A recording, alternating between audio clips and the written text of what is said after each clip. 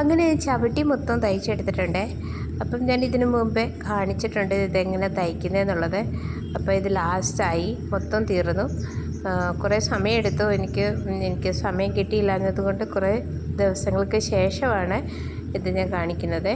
അപ്പം ഇതെങ്ങനെയാണ് ഇത് ക്ലോസ് ചെയ്യുന്നതോടൊന്ന് കാണിക്കാം.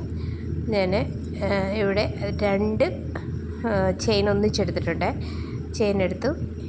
ഇനി ഇതിലേക്ക് ചുറ്റിയെടുക്കാം. ചുറ്റിയെടുത്തിട്ട് നമുക്ക് ആ ചെയിന് പിന്നെ നമുക്ക് ഇപ്പുറത്തേക്ക് കയറ്റിയിടണം. ഇങ്ങനെയാണ് ഇത് ക്ലോസ് ചെയ്യുന്നത്.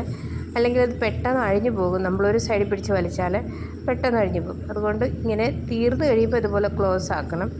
അത് ഇങ്ങനെ ക്ലോസ് ആക്കിയതിന് ശേഷം നമുക്ക് സൂചി നൂലിട്ട് തയ്ച്ചാൽ മതി.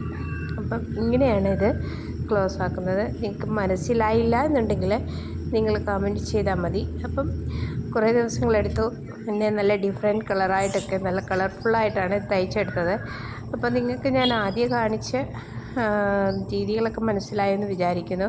ഇല്ല എന്നുണ്ടെങ്കിൽ തീർച്ചയായിട്ടും നിങ്ങൾ കമൻറ്റ് ചെയ്താൽ ഞാൻ പിന്നെയും പറഞ്ഞു തരാം. ഇത് ഏറ്റവും സിമ്പിളായിട്ടുള്ള മെത്തേഡാണ്. ഡിസൈനാണ് ഇത്, റൗണ്ടിലുള്ളത്. എനിക്ക് ഒത്തിരി ഷേപ്പിലുള്ളതൊക്കെ ഉണ്ട്, ഒത്തിരി ഡിസൈനുള്ള സ്റ്റാർ പോലെ അങ്ങനെയൊക്കെ ഉള്ളതുണ്ട്. അതൊക്കെ ഇച്ചിരി ബുദ്ധിമുട്ടാണ്. പക്ഷേ ഈ ഒരു ഡിസൈൻ എന്ന് പറയുമ്പോൾ പെട്ടെന്ന് തന്നെ നമുക്ക് പഠിച്ചെടുക്കാൻ പറ്റും. പഴയ സാരി ഷാളും ഒക്കെ വീട്ടിലുണ്ടെങ്കിൽ നമുക്ക് വെറുതെ ഇരിക്കുമ്പം ഇതുപോലെ തയ്ച്ചെടുക്കാൻ ടൈം പാസ്സും ആകും, ഇത് ഉപയോഗമാകും. കുറേ വർഷങ്ങളോളം നമുക്ക് ഉപയോഗിക്കാൻ പറ്റും. അതുപോലെ കഴുകി ഉപയോഗിക്കാം. അതുപോലെ തന്നെ നിൽക്കും. എൻ്റെ കയ്യിൽ ഒരു ചവിട്ടി ഉണ്ട്. അതിപ്പം എനിക്ക് തോന്നുന്നു 5-6 വർഷമായി ഒരു പ്രശ്നവുമില്ല, ഒരു കുഴപ്പമില്ലാതിരിക്കുന്നു. ഞാൻ കഴുകി ഉപയോഗിക്കാറുണ്ട്. അപ്പം ഞാൻ ഇതിങ്ങനെ ഒന്ന് തയ്ച്ചെടുത്തു. അതിന് ശേഷം ഇതൊന്ന് മുറിച്ചെടുത്തിട്ടുണ്ട്. ഇനി ഇത് നമുക്ക് സൂചി നൂലും വെച്ച് ഒന്ന് തയ്ച്ചെടുത്താൽ മതി.